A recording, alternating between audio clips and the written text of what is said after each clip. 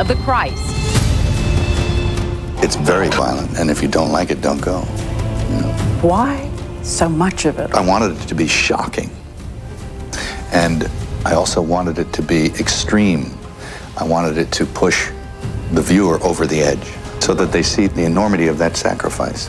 While 17 million viewers tuned in to ABC to see Mel take his stand on last night's primetime special, only E.T. can show you these scenes from the controversial film.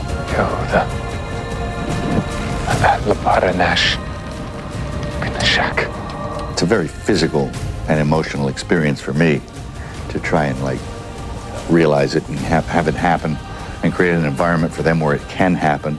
Last night, the director defended himself against attacks of anti-Semitism and made no apologies for the film, which he spent about $30 million of his own money to make.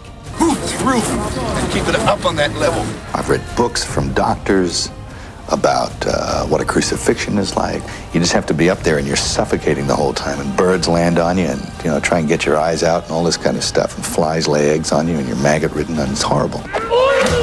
The Passion of the Christ debuts in theaters next Wednesday, but for months many have cautioned that the 2-hour film could spur violence against Jews because some may interpret they were to blame for Jesus' death.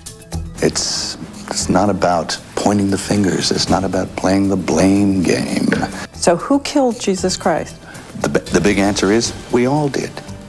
I'll be first in the culpability stakes here. There's an argument that says Christians are more culpable in Christ's death than are non-believers. There is very little dialogue throughout the drama, which shows the final 12 hours of Christ's life. But what's not said is depicted with agonizing emotion by actor James Caviezel, who portrays Jesus. You were undergoing several hours a day of makeup just to get prepared to film. How many hours? On the longer times, especially the cross, it took about 8 hours. I could get 3.5, 4 hours sleep and then start this process over again. There is a line in the script so controversial that it won't make it to the big screen. And all the people cried, "His blood be on us and on our children."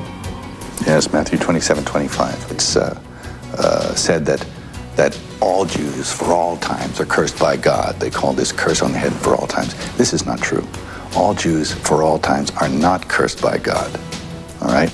But a couple of seconds isn't enough time to sort of go into the nuances of the theological meaning of this. Is it there in Aramaic even? You can hear it, but under the crowd, but it doesn't appear. The film has been screened by thousands of evangelicals and clergy across the nation. Some have encouraged their congregations to take their families to the R-rated drama. Reaction has been strong and many are embracing it, including Jews. But one critic is asking that Gibson insert one thing to end any anti-Semitic feelings that may come as a result from the film. Don't leave here with hatred of the Jewish people. Just say that out loud. I don't think, yeah. Well, that assumes that there's something wrong with my film, for me to do that. And I don't think there is. During filming, there was one especially chilling moment for Caviezel when he was on the cross during the crucifixion scene. You were struck by lightning? Stay with us because you don't want to miss what James had to tell me about his near-death experience. That's coming up later.